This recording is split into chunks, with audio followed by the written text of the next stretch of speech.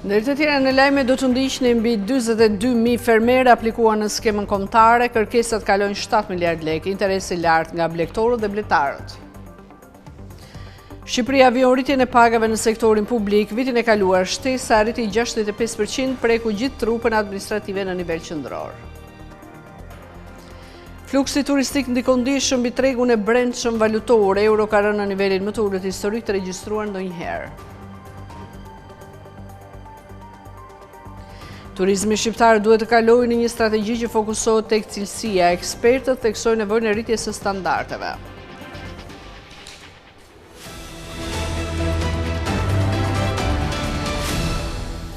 Për këto dhe të tjerë në ndiqni me lajmet qendrore. Mbi 42.000 fermerë aplikuan në skemën kombëtare. Kërkesat, sipas zëvendës së Ministrit të Bujqësisë Fatmir Guri, kalojnë 7 miliard lekë, ku interesi lartë është shënuar për blegtorin dhe bletarin. Mbi 42.000 fermerë kanë aplikuar për të përfituar nga skema kombëtare mbështetjes në bujqësi për vitin 2026, ndërsa vlera e kërkesave ka tejkaluar 7 miliard lekë nga 5.2 miliard lekë që është fondi vënë në dispozicion nga qeveria. Zëvendës Ministri i Bujqësisë dhe Zhvillimit Rural Fatmir Guri ka thënë për Skan TV se interes të lartë ka patur për sektorin e blegtorisë, ku aplikimet arrin në rreth 3.3 miliard lekë, si dhe në bletari, ku kërkesat kapin vlerën në 1.1 miliard lekëve, pas dyfishimit të mbështetjes nga 10.000 në 20.000 lekë për koshere. Regjistruar një fond për aplikimin i cili kalon 7 miliard lekët, i cili është fondi më i lartë që neve kemi regjistruar ndonjëherë deri tani për sa i përket regjistrimit të skemës kombëtare dhe aplikimeve në skemën kombëtare. Ndër skemat kryesore të cilat kanë patur një interes të veçantë kanë qenë skema e blegtorisë me rreth 21.000 mbi 21.000 aplikime dhe një vlerë fondi të kërkuar rreth 4.5 miliard lekë, dhe kjo ka ardhur si pasojë edhe e faktit që neve kemi në skemën e vitit 2026 ulur pragjet minimale të përfitimit të aplikuesve dhe kemi rritur vlerën e përfitimit për secilin prej masave të cilat lidhen me blegtorin, që është gjedhit të imtat, bletaria, dosat. Së dyti, rreth më shumë se sa 21 aplikime shkojnë për mbështetjen e bujqësisë në pagesat direkte për hektar, për sipërfaqe të cilat janë mbi 3 hektar. Pjesa tjetër e masave lidhet me kontrollin biologjik në sera, e cila është rreth 400 aplikime, apo me pagesat për sa i përket fermave organike në nivel kombëtar. Mbi 280 rinj kanë aplikuar për grantin prej 10.000 eurosh, një masë që synon të nxjisë përfshirjen e të rinjve në sektorin bujqësor. Agjencia për Zhvillim Bujqësor dhe Rural do të kryejë verifikimin administrativ dhe kontrollin e çdo dosje përpara shpalljes së përfituesve. Shumë se sa 500 aplikime lidhen me investimet, ku pjesa kryesore e aplikimeve për investime janë bërë nga të rinj. Qeveria paguan rreth 70% të investimeve deri në 10.000 euro, të cilat kryen nga ata të cilët janë fermerë të rinj. Skema parashikon mbështetjen financiare për sektor të ndryshëm të bujqësisë, duke përfshirë blegtorin, bletarin, dosat dhe paradosat, kontrollin biologjik, fermat organike, certifikimin Global Gap e të tjerë. Në vitin 2025, bujqësia mbeti sektori me peshën më të madhe në punësim në Shqipëri, duke angazhuar 33.8% të personave të punësuar mbi moshën 15 vjeç, pas saj rendite shërbimet. Bujqësia vion të mbaj peshën më të madhe në tregun e punës në Shqipëri. Sipas të dhënave për vitin 2025, 33.8% e personave të punësuar mbi moshën 15 vjeç janë të angazhuar në këtë sektor, duke konfirmuar rëndësinë që aktivitetet bujqësore vazhdojnë të kenë për ekonominë dhe mirëqenien e familjeve shqiptare, veçanërisht në zonat rurale. Pas bujqësisë, sektori me peshën më të lartë të punësimit është ai i shërbimeve të tregut, ku përfshin aktivitete si tregtia, transporti, turizmi, akomodimi, komunikacioni dhe shërbimet profesionale. Ky grup përfaqëson 25.2% të punësuarve, duke reflektuar zgjerimin e ekonomisë së shërbimeve dhe rritjen e kërkesës për profesione që lidhen me aktivitetet tregtare dhe turistike. Ndërkohë shërbimet jo të tregut, ku bën pjesë administrata publike, arsimi, shëndetësia dhe aktivitetet sociale, punësojnë 21.7% të forcës së punës. Kjo tregon rolin e rëndësishëm që institucionet publike dhe shërbimet bazë vazhdojnë të luajnë në tregun shqiptar të punës. Industria prodhuese zë 10% të punësimit në total në vend. Megjithëse ky sektor mbetet një burim i rëndësishëm punësimi, pesha e tij është dukshëm më e ulët krahasuar me bujqësinë dhe shërbimet.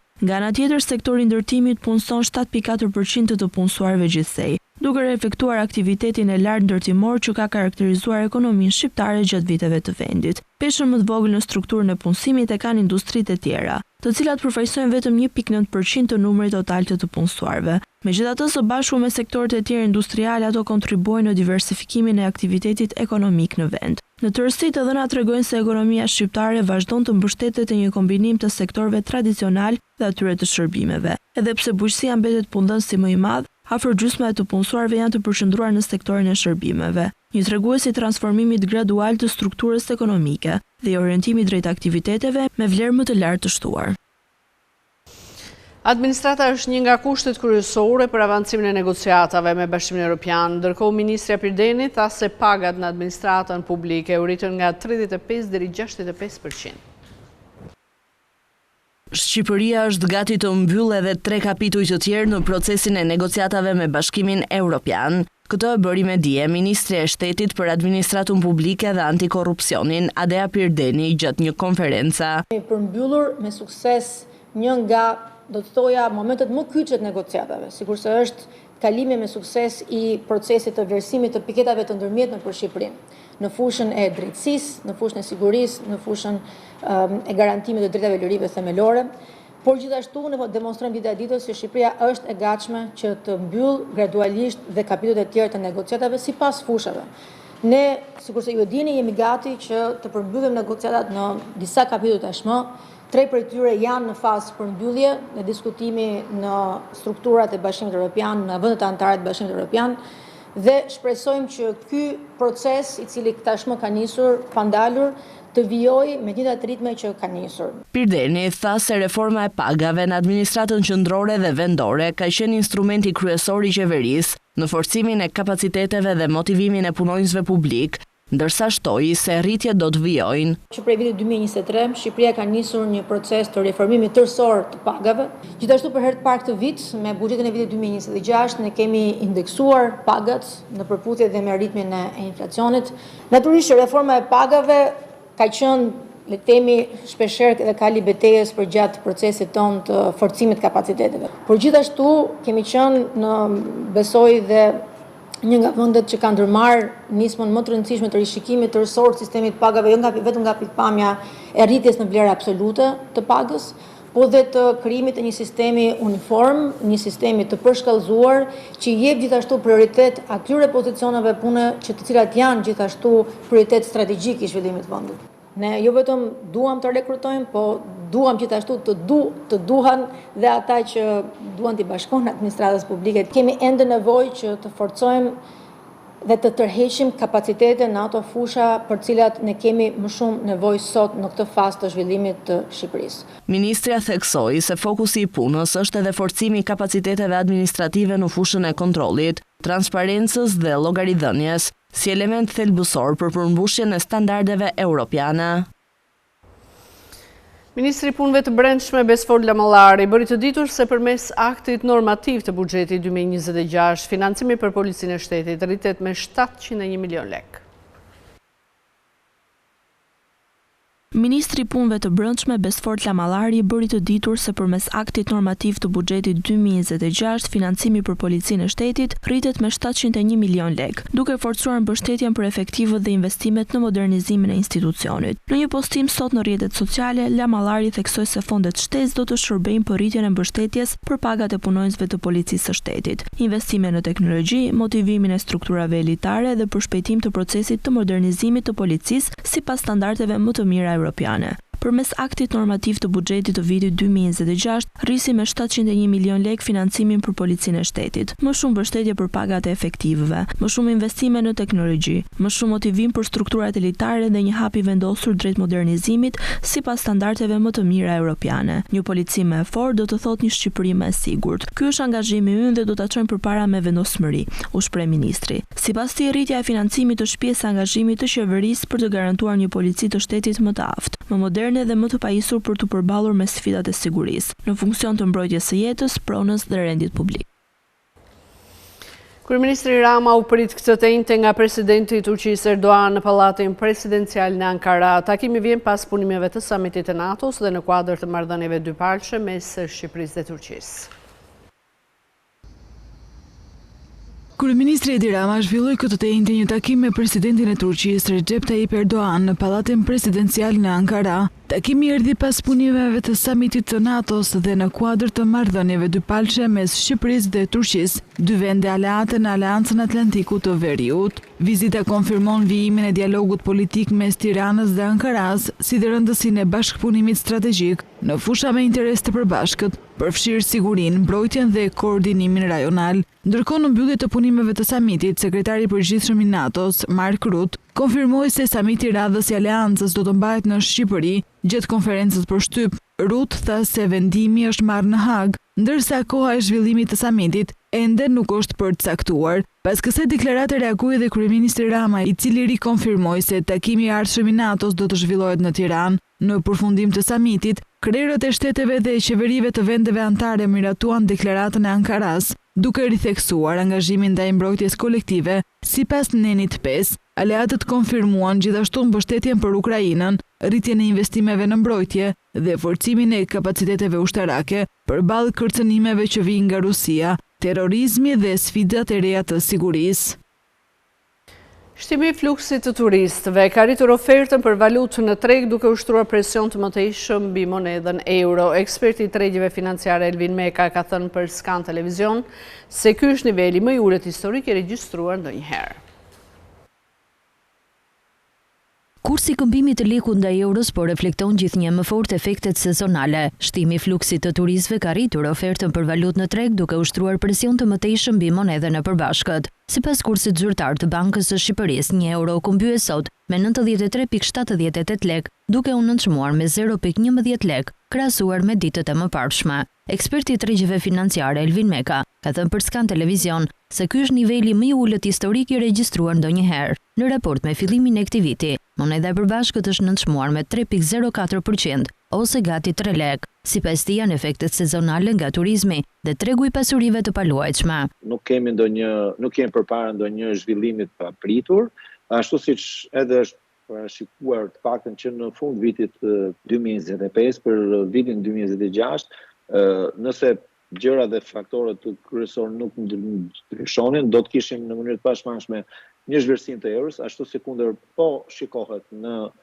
vijim, pra gjatë gjithë gjysmës parë të vitit 2026, por dhe në vijim të muajit aktual, pra korrikut, ku sigurisht kemi një vijim disi më të përshpejtuar të zhvlerësimit të euros dhe kjo e njohur kryesisht nga piku në sezonit turistik, por ajo që është më e rëndësishme të theksohet është që vijojnë të njëjtët faktorë të ndikojnë në një dobësim në vijim, pra në mënyrë të njëtrajtshme të euros, pra nëse shikojmë, kemi një rënje të njëtrajtshme të euros, pak a shumë si dhe një vit më parë, pra në intervalin 2 ose 3% ose diçka më tepër deri në fund vitit, ku sigurisht faktorët madhor përveç pjesës që ka të bëjë me faktorët bazë që lidhen me rritjen ekonomike ose me rritjen e zgjerimin e mëtejshëm sektorit turizmit dhe të ndërtimit e pasurive të paluajtshme, duke se ende faktorët që lidhen me ekonominë informale, me pjesën e pompimit fondeve nga burime dyshimta, pra kryesisht që vijnë nga jo thjesht nga ekonomia informale, por nga ekonomia gri. Por cilat janë pritshmëritë për euron dhe çfarë thekson eksperti Meka? Cila sidomos gjatë ditëve të para të muajit korrik, është vënë re që kemi një rënje disi më të fortë dhe më të përshpejtuar të kursit këmbimit të euros në raport me monedën shqiptare. Prej 5 vitesh, moneda kombëtare po triumfon ndaj valutave të huaja, por edhe pse ky zhvlerësim ka kosto për eksportuesit dhe familjet që kanë të ardhura në euro, Banka e Shqipërisë thotë se nëse kursi i këmbimit do të fiksohej, pasojat negative për ekonominë do të ishin të shumta. Sipas analizave të Bankës së Shqipërisë, ky trend është mbështetur nga rritja e të ardhurave nga turizmi, remitancat, investimet e huaja direkte, të ardhurat nga puna dhe përmirësimi i pozicionit të jashtëm të ekonomisë. Në ekonomi ka hyrë më shumë valutë dhe besimi ndaj lekut është rritur. Turizmi shqiptar duhet të kalojë nga modeli bazuar tek numri i lartë i vizitorëve drejt një strategjie të fokusuar tek cilësia. Kreu shoqatës operatorëve turistik Zak Topuzi thotë se Shqipëria duhet të ndjekë modelin e vendeve fqinje. Shqipëria duhet të zhvendosë fokusin nga turizmi bazuar vetëm te numri i vizitorëve drejt një modeli që garanton më shumë cilësi, standarde dhe të ardhura reale për ekonominë. Ky është qëndrimi i kreut të shoqatës së operatorëve turistik Zak Topuzi, i cili thekson se vendi është vonë në këtë drejtim, ndërsa rajoni ka avancuar me ritme më të shpejta. Ne jemi vonë për këtë gjë, ndërkohë që rajoni ka ecur me hapa jashtëzakonisht të shpejta. Tani koncepti i turizmit mixed use është i tillë, pra krijohen pole të veçanta që mund të funksionojnë 12 muaj të vit dhe ekonomizojnë dhe racionalizojnë të ardhurat mira për biznesin, punësim të mirë, funksionim të zonave dhe angazhim të komunitetit lokal, duke i kthyer në një, po themi, fabrik që punon gjatë 12 muajve të vitit. Përfaqësuesit e sektorit prej kohësh kërkojnë që matësi kryesori i suksesit të turizmit të mos jetë vetëm numri i turistëve, por ndikimi që ata kanë në ekonomi. Sipas Topuzit, këtë vit ka një stabilizim të shifrave me një rritje më të moderuar në linjë me trendin europian të zhvillimit të turizmit. Nga viti 2023 ka një stabilizim të shifrave, ka një moderim. Kemi një rritje gati 5-6% si mbas dhe trendit europian që po shkon turizëm. Kemi vite që ne diskutojmë, numri nuk është shumë i rëndësishëm se sa cilësia dhe standardi, sa ato lënë në ekonomi, dhe kjo ka qenë pak a shumë kërkesa e grupit të industrisë në përgjithësi për qeverinë. Kalimi nga sasia te cilësia është një domosdoshmëri për ta bërë sektorin më konkurrues në rajon. Për Shqipërinë, kjo nënkupton më shumë investime të mirë orientuara, shërbime më profesionale dhe një model turizmi që nuk matet vetëm me hyrjet në kufi, por me vlerën që gjeneron për ekonominë dhe komunitetet lokale. Policia e shtetit nuk do të tolerojë asnjë cënim të imazhit turistik të vendit dhe dëmtimin e biznesit. Drejtori i përgjithshëm i Policisë së Shtetit ka thënë se strukturat e specializuara të hetimit të krimit kibernetik do të vijojnë veprimet procedurale për identifikimin e autorëve. Sezoni turistik nuk duhet të cënohet nga sulmet e koordinuara në hapësirën online. Policia e shtetit ka ngritur shqetësimin për një aktivitet të dyshuar kibernetik që sipas saj synon dëmtimin e reputacionit të hoteleve, restoranteve dhe bizneseve të tjera turistike në Shqipëri, përmes komenteve dhe vlerësimeve negative në masë. Rezultojnë indicje për ekzistencën e një rrjeti llogarish që kanë vepruar në mënyrë të sinkronizuar në platforma ndërkombëtare të vlerësimit të hoteleve, restoranteve, resorteve dhe destinacioneve turistike. Brenda një periudhe të shkurtër kohore, këto llogarit dyshohet se kanë publikuar në masë komente dhe vlerësime negative, me qëllim krijimin e një perceptimi të rrem dhe dëmtimin artificial të reputacionit online të bizneseve shqiptare. Nga analiza fillestare rezulton se mbi 10.000 llogari në rrjetet sociale me modele aktiviteti të dyshim, të cilat janë aktualisht objekt verifikimi nga strukturat e specializuara të Policisë së Shtetit. Konkretisht, një pjesë e konsiderueshme e llogarive dyshohet se janë krijuar rishtas dhe janë përdorur në funksion të kësaj veprimtarie, por ka dhe llogari me profile të rregullta të sakta, të cilat janë identifikuar nga anajon dhe po vijojnë veprimet hetimore.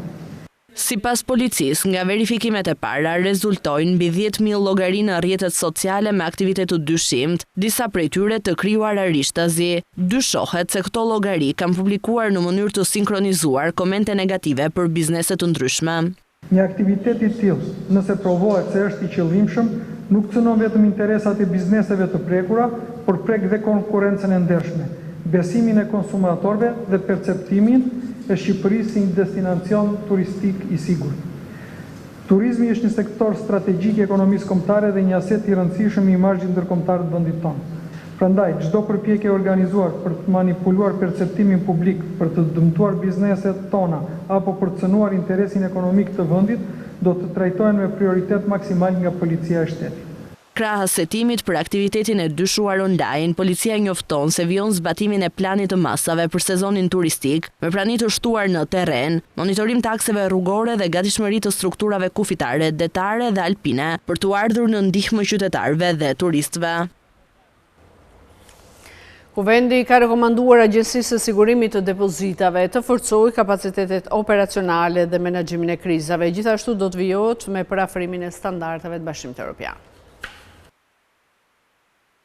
Agjencia e Sigurimit të Depozitave duhet të vijojë forcimin e kapaciteteve për të garantuar mbrojtjen e kursimeve të qytetarëve dhe për të parafruar me standardet e Bashkimit Evropian. Kjo është një nga rekomandimet që Kuvendi i Shqipërisë i ka miratuar institucionit për vitin 2026, pas shqyrtimit të veprimtarisë së tij gjatë vitit të kaluar. Sipas Kuvendit, në 2025, Agjencia e Sigurimit të Depozitave ka ruajtur një pozicion të qëndrueshëm financiar dhe institucional, të reflektuar në rritjen e aktiveve totale në rreth 77.8 miliard lekë. Megjithatë, në 2026 duhet të forcojë më tej kapacitetet operacionale, procedurat e menaxhimit të krizave dhe planet e vazhdimësisë së veprimtarisë, në funksion të reagimit të shpejtë dhe efektiv në rastet e ndërhyrjes ose kompensimit të depozituesve.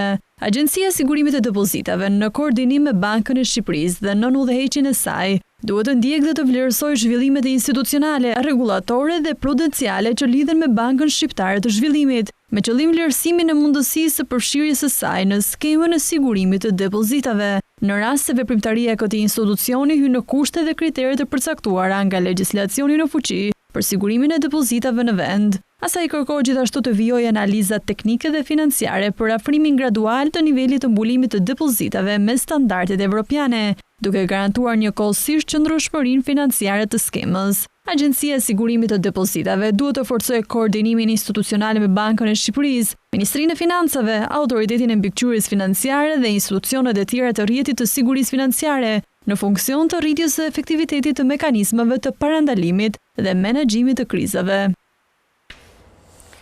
Ushqimet dhanë ndikimin më të madh në inflacionin e qershorit, ndërsa brenda shportës më shumë u shtrenjtuan peshku me 9% dhe perimet 8.5%. Ushqimet ishin faktori kryesor që mbajti inflacionin lart në muajin qershor, duke dhënë ndikimin më të madh në rritjen vjetore të çmimeve të konsumit. Sipas Instat, grupi ushqime dhe pije jo alkolike kontriboi me 1.02% në inflacionin vjetor, më shumë se çdo grup tjetër i shportës së konsumit. Në total, çmimet e grupit ushqime dhe pije jo alkolike u rritën me 3% krahasuar me qershorin e vitit kaluar, në një muaj kur inflacioni i përgjithshëm arriti në 3.2%. Kjo tregon se presioni mbi çmimet vijon të ndihet fort te produktet bazë, që zën pjesën më të madhe të shpenzimeve të përditshme të familjeve. Brenda grupit të ushqimeve, rritja më e lartë u regjistrua te peshku dhe produktet e tjera të detit me 9%, pas tyre rënditen perimet, zhardhokët dhe bishtajoret, të cilat u shtrejtuan me 8.5% krahasuar me një vit më parë. Rritje të ndjeshme pati edhe te produktet e mishit, kategoria kafshë të gjalla, mish dhe pjesë të tjera nga kafshë toksore të thërura u rrit me 3.7%, ndërsa mishi i freskët, i ftohur ose i ngrirë kushtoi 4.2% më shumë se në qershor të vitit kaluar. Edhe produktet e tjera ushqimore u shtrenjtuan, por me ritme më të moderuara. Pijet jo alkolike u rritën me 2.9%, sheqeri, ëmbëlsira dhe produktet e pastiqerisë me 2.5%, ndërsa qumshti, produktet e bulmetit dhe vezët me 2.4%. Drithërat dhe produktet me bazë drithërash patën një rritje më të lehtë prej 0.9%. Nga ana tjetër, frutat e freskëta dhe të thata ishin ndër të paktat produkte me rënje të çmimeve me 2.8%, krahasuar me të njëjtin muaj të vitit kaluar. Kjo rënje ka zbutur pjesërisht trajtimin e shportës ushqimore, por jo mjaftueshëm për ndryshuar prirjen e përgjithshme. Të dhënat tregojnë se inflacioni i ushqimeve nuk është i përqendruar vetëm te një produkt, por prek disa kategori të rëndësishme të konsumit të përditshëm, Për familjet, kjo do thotë se rritja e çmimeve ndihet më fort pikërisht te bleret bazë si ushqime, mish, peshk dhe perime. Enti Regulatori i Energjisë do të miratojë çmimin e energjisë elektrike për vetë prodhuesit brenda aktivitetit. Në rastin e pallateve apo ndërtesave me shumë apartamente, skema lejon edhe vetë prodhimi kolektiv dhe ndarjen.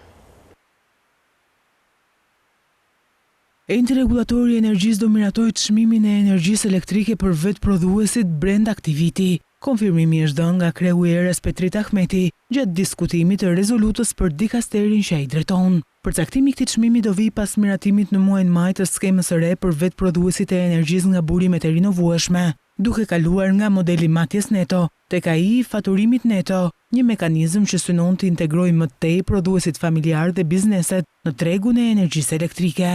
Me vendimin numër 368 datë 25/2026 për miratimin e rregullave dhe procedurave të lidhjes në rrjetin e shpërndarjes për vetëprodhuesit e energjisë së rinovueshme dhe të skemës së kompensimit të tyre, bazuar në skemën e faturimit neto, janë miratuar rregullat dhe metodologjia e përllogaritjes së çmimeve të shitjes nga vetëprodhuesit. Vendimi i Këshillit të Ministrëve ka parashikuar që brenda muajit dhjetor ere të miratoj çmimin përfundimtar të shitjes së energjisë elektrike nga këta vetëprodhues për vitin pasardhës. Sipas skemës së re, energjia e tepërt nuk do kompensohet më në kilovator, por në vlerë monetare përmes një sistemi faturimi neto. Kjo do të thotë se energjia injektuar në rrjet do të blihet nga furnizuesi i energjisë, ndërsa diferenca pozitive mes energjisë së dorëzuar dhe asaj së konsumuar do të kalojë si kredi monetare në faturën e muajit pasardhës. Më specifikisht, vetëprodhuesit kanë të drejtë të prodhojnë energji për përdorim vetjak, ta ruajnë atë dhe të shesin tepricat në treg përmes marrëveshjeve me furnizuesit e energjisë. Në rastin e pallateve apo ndërtesave me shumë apartamente, skema lejon dhe vetë prodhimin kolektiv dhe ndarjen e energjisë mes banorëve. Kuvendi ka kërkuar autoritetit të konkurrencës të hetojë tregjet e karburanteve, shërbimeve celulare dhe tregjet të tjera për abuzime të mundshme me konkurrencën. Raportet mbi gjetje do t'i paraqitet Kuvendi gjatë periudhës shtator-nëntor 2026. Nga hidrokarburët, shërbimet spitalore private, sigurimet, shërbimet televizive me pagesë dhe platformat OTT, IPTV, të shërbimet celulare, Kuvendi i Shqipërisë ka kërkuar autoritetit të konkurrencës që të kryejë hetime për abuzime të mundshme në këto tregje. Konkretisht në rezolutën e publikuar në fletoren zyrtare, autoritetit të konkurrencës i rekomandohet që të hetojë tregun e hidrokarbureve duke analizuar strukturën e tregut, zinxhirin e furnizimit, formimin e çmimeve, rolin e ndërmjetësve tregtar dhe sjelljen e operatorëve. Një raport mbi gjetje dhe rezultatet e këtij hetimi duhet i paraqitet Kuvendit brenda muajit shtator 2026. Një rekomandim tjetër lidhet me vijimin e monitorimit të tregut të shërbimeve celulare, me fokus në strukturën duopolistike të tregut, sinkronizimin e çmimeve, ngjashmëritë e ofertave, transparencën e metodologjisë, kosto të çmimeve dhe aplikimin e klauzolave të indeksimit me inflacionin. Përsa i përket hetimit të thelluar që u hap në nëntor të vitit të kaluar ndaj Vodafone Albania dhe One, në tregun me pakisë të shërbimeve celulare, autoriteti duhet të raportojë në Kuvend mbi gjetjet, masat e ndërmarrë dhe efektet për konkurrencën efektive dhe mbrojtjen e konsumatorit. Një raport mbi gjetjet dhe rezultatet e këtij procesi duhet i paraqitet Kuvendit brenda muajit nëntor 2026. Zhvillimi i tregut të shërbimeve spitalore private duhet gjithashtu të vijojë të monitorohet, duke analizuar nëse ka elemente të abuzimit me pozitën dominuese në treg, si dhe duke verifikuar nëse niveli i formalizimit, gjurmëshmëria e shërbimeve dhe pagesave, transparenca e tarifave dhe kontrolli rregullator janë të mjaftueshme për të parandaluar çmimet e tepërta dhe kufizimin e ofertës. Së fundi, Kuvendi i Shqipërisë i kërkon po ashtu autoritetit të konkurrencës të kryejë sa më parë një hetim të tregut të shërbimeve televizive me pagesë dhe platformave OTT, IPTV, duke analizuar strukturën e tregut, marrëdhëniet ndërmjet operatorëve, paketat e kanaleve dhe përdorimin e të drejtave ekskluzive të transmetimit. Hetimi të zhvillohet brenda afateve procedurale dhe me ritëm të përshpejtuar, në mënyrë që ndërhyrja e autoritetit të mos humbasë efektivitetin dhe të parandalojë në kohë konsolidimin e praktikave të mundshme antikonkurruese në treg. Një raport mbi gjetjet dhe rezultatet e këtij hetimi duhet i paraqitet Kuvendit brenda muajit tetor 2026. Kuvendi ka kërkuar Komisionit të Prokurimit Publik të përqendrojë vëmendjen tek rritja e konkurrencës në procedurat e prokurimit publik. Rezoluta kërkon gjithashtu përmirësimin e aksesit të operatorëve ekonomik në mekanizmat e ankimit administrativ. Kuvendi ka kërkuar Komisionit të Prokurimit Publik të përqendrojë vëmendjen te rritja e konkurrencës në procedurat e prokurimit publik, duke analizuar në mënyrë të detajuar fenomenin e tenderve me një ofertë të vetme. Sipas rezolutës së miratuar nga Kuvendi për vitin 2026, KPP duhet të evidentojë faktorët që ndikojnë në nivelin e konkurrencës në procedurat e prokurimit, me fokus të veçantë rastet kur në garë paraqitet vetëm një operator ekonomik. Institucioni ngarkohet gjithashtu të raportojë për masat e ndërmarra dhe rezultatet e arritura për zgjerimin e pjesëmarrjes së operatorëve ekonomik, rritjen e konkurrencës dhe garantimin e përdorimit sa më efikas të fondeve publike. Kjo analizë duhet i dorëzohet Kuvendit brenda muajit tetor 2026. Një tjetër kërkesë lidhet me harmonizimin e praktikës së Komisionit të Prokurimit Publik me Akuis të Bashkimit Evropian. Në raportimet e ardhshme vjetore, KPP duhet të pasqyrojë masat e ndërmarra për adresimin e rekomandimeve të progres raportit të Komisionit Evropian dhe të raporteve të Sigma dhe OECD.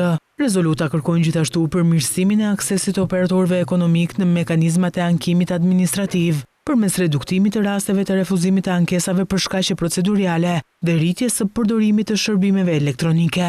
Në fushën e transparencës financiare, Kuvendi kërkon një analizë më të detajuar të ardhurave të krijuara nga tarifa e ankimimit, shumave të kthyera operatorëve ekonomik dhe kontributit neto të këtyre të ardhurave në buxhetin e shtetit. Kampionati botëror ka dominuar kërkimet në Google në Shqipëri gjatë muajit të fundit me termin World Cup në vendin e parë dhe një rritje prej 1800%. Edhe kërkimet për FIFA, FIFA World Cup dhe World Cup 2026 kanë shënuar rritje shumë të larta. Interesi shqiptarëve në Google gjatë muajit të fundit është dominuar nga kampionati botëror i futbollit. Sipas të dhënave të Google Trends, termi World Cup rezulton kërkimi më i popularizuar në vend, duke lënë pas fjalkyçe të përdorura çdo ditë si Translate, Google apo YouTube. Rritja e interesit lidhet me zhvillimet e fundit të botërorit 2026, ndërsa edhe kërkimet e lidhura me kompeticionin kanë shënuar një rritje të ndjeshme. Termi FIFA World Cup regjistroi rritjen më të lartë me 3700%, ndërsa FIFA u rrit me 2700%. Dhe World Cup 2026 me 1750%. Krahasuar me periudhën e mëparshme, vetë kërkimi World Cup shënoi një rritje për 1800%, duke reflektuar interesin e madh të publikut shqiptar për ndeshjet, rezultatet dhe zhvillimet e turneut. Në vendin e dytë renditet fjala Albania, me një rritje për 10%, çka tregon se kërkimet për vendin kanë mbetur të larta edhe gjatë kësaj periudhe. Ndërkohë Translate dhe Google vazhdojnë të jenë ndër termat më të përdorur, duke konfirmuar se shërbimet bazë të internetit bëhen pjesë e përditshmërisë së përdoruesve. Lista e 10 kërkimeve kryesore përfshin gjithashtu YouTube, i cili nuk ka shënuar ndryshim në interes, si edhe Weather, kërkimet për të cilin ka rënë me 8%. Në të njëjtën kohë, termi moti ka pësuar një rënje edhe më të madhe për 20%, duke sugjeruar se gjatë muajit të fundit vëmendja e përdoruesve është vendosur nga informacioni i përditshëm drejt ngjarjeve sportive globale. Të dhënat tregojnë se botërori ka qenë tema dominuese e kërkimeve në internet në Shqipëri, duke e kthyer futbollin në qendrën e interesit të publikut dhe duke lënë në plan të dytë shumë prej kërkimeve të zakonshme.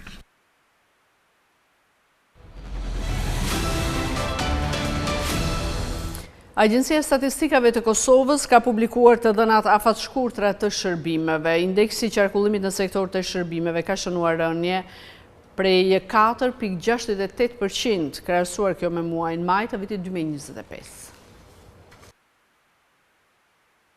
Agjencia e Statistikave të Kosovës ka publikuar statistikat afatshkurtra të shërbimeve për muajin maj 2026, duke paraqitur ndryshimet në qarkullimin, punësimin dhe fondin e pagave në këtë sektor, krahasuar me të njëjtën periudhë të vitit paraprak. Sipas të dhënave të ASK-s, indeksi i qarkullimit në sektor të shërbimeve gjatë muajit maj 2026 ka shënuar rënje prej 4,68%, krahasuar me muajin maj të vitit 2025. Rritjet e qarkullimit janë regjistruar në aktivitetet profesionale, shkencore dhe teknike, me 3,67%, si dhe veprimtaritë botuese, prodhimi audiovizual, transmetimi, telekomunikimi, programimi kompjuterik dhe shërbimet e informacionit me 3,46%. Rënjet e qarkullimit janë shënuar në sektorin e hoteleve me 1,55%, në bar-restorante me 2,82%, në transport dhe magazinim me 3,25%, si dhe në veprimtaritë administrative dhe mbështetëse me 21,81%. Sa i përket punësimit, ASK indeksi numrit të punësuarve në sektorët e shërbimeve shërbimeve ka shënuar rritje prej 4.42% në maj të vitit 2026, krahasuar me të njëjtin muaj të vitit 2025. Rritja e numrit të punësuarve është evidentuar në të gjitha aktivitetet e përfshira në statistika. Rritjen më të madhe ka shënuar sektori i bar-restoranteve me 5.84%, i ndjekur nga veprimtaritë profesionale, shkencore dhe teknike me 5.65% dhe veprimtaritë botuese, prodhimi audiovizual, transmetimi, telekomunikimi, programi kompjuterik dhe shërbimet e informacionit me 4.63%. Rritjet e punësimit janë regjistruar edhe në transport dhe magazinim, veprimtaritë administrative dhe mbështetëse, si dhe në hotele me 2.38%.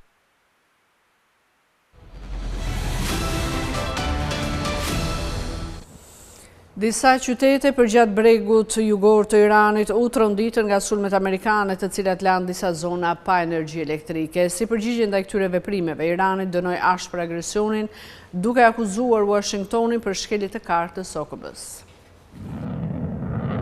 Ushtria amerikane nisi sulme të reja ndaj Iranit për të mbajtur ngushticën e Ormuzit të hapur për anijet, duke shkaktuar sulme iraniane ndaj Kuvajtit dhe Bahrenit në përshkallëzimin e fundit për të penguar përpjekjet për t'i dhënë fund luftës. Raundi i fundit i sulmeve, të cilat SBA tha se u kryen në përgjigje të sulmit të së martës ndaj tre anijeve mallrave që po kalonin ngushticën, erdhi disa orë pasi presidenti Donald Trump tha se besonte se një armë pushimi i përkohshëm me Iranin kishte mbaruar. Sulmet amerikane tronditën disa qytete përgjatë Bregdetit jugor të Iranit dhe disa zona pa energji elektrike. Irani u përgjigj me një ditë të dytë sulmesh ndaj Kuvajtit dhe Bahrenit, të dyja ku ndodhen bazat ushtarake amerikane. Ministria e Mbrojtjes së Kuvajtit tha se po interceptonte raketa dhe dron, ndërsa Katari lëshoi shkurtimisht një alarm kërcënimi për të shtuar sigurinë përpara se të jetë vonë.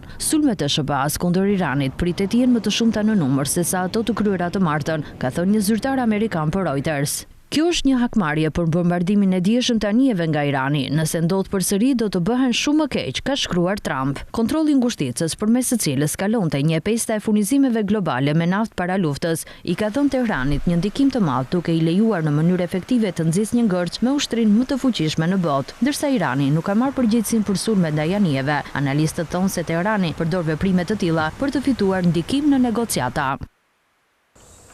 Kina dhe Tajvani po përgatiten për një nga stuhitë tropikale më të mëdha dhe më shkatruese në vitet, i njohur si tajfuni Bavi. Stuhia ka sjell erëra të fuqishme që kalojnë 200 km/h.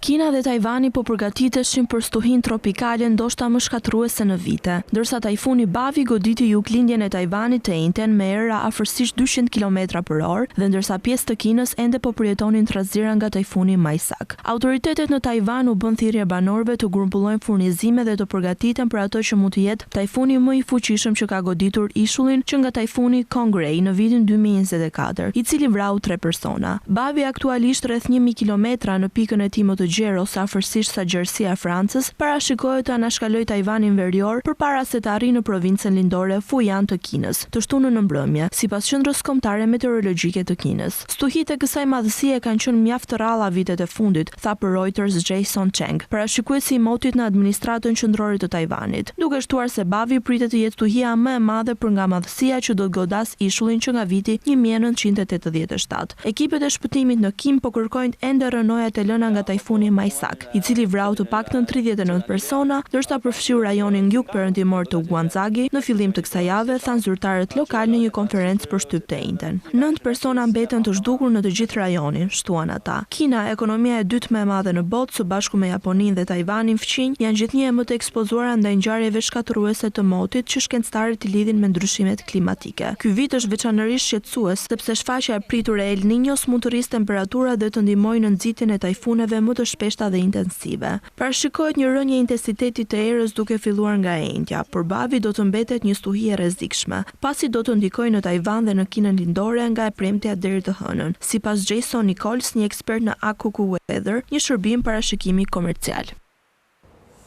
Kemi ardhur kështu në fund, por unë ju kujtoj se për më tepër informacione ju mund të na gjeni edhe në adresën tonë internet skantv.al, ku mund të gjeni gjithçka mbi ekonominë, bankat, sigurimet, tregjet financiare të tjerë. Gjithashtu mund të na ndiqni edhe në rrjetet sociale si Facebook, Instagram, YouTube dhe LinkedIn. Ndajemi këtu bashkë natën e mirë.